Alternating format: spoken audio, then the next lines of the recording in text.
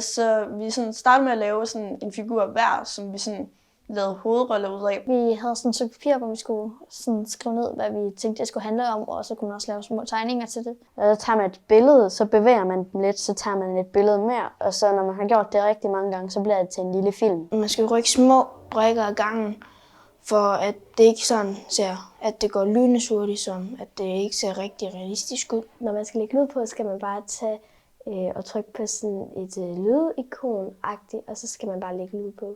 Jeg er lidt nervøs for at vise det, men det bliver vel fint nok. Vi skal lave animationsfilm. Er der nogen, der enten har prøvet at lave animationsfilm, eller ved, hvad animationsfilm er for noget?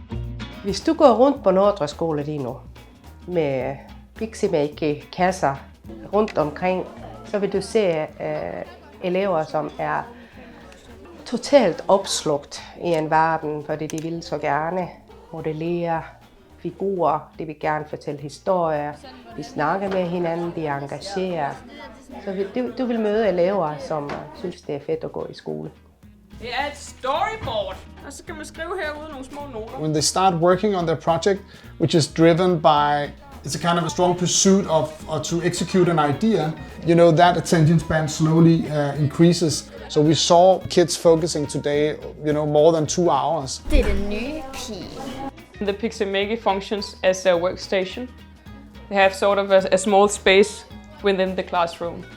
And I think it's kind of simple that Piximake is a frame for creating films. But having this frame that facilitates the creative process just helps them a whole lot. Det er rigtig godt.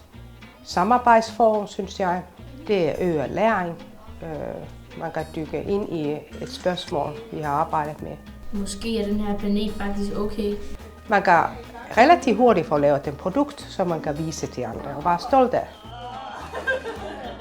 We're talking a lot about 21st century skills, but it's skills that needs training. I'm not sure we have seen everything that we can do with Piximake. I think we're still learning, and this is why we're here in the school doing this. Hej, tak fordi I så vores film.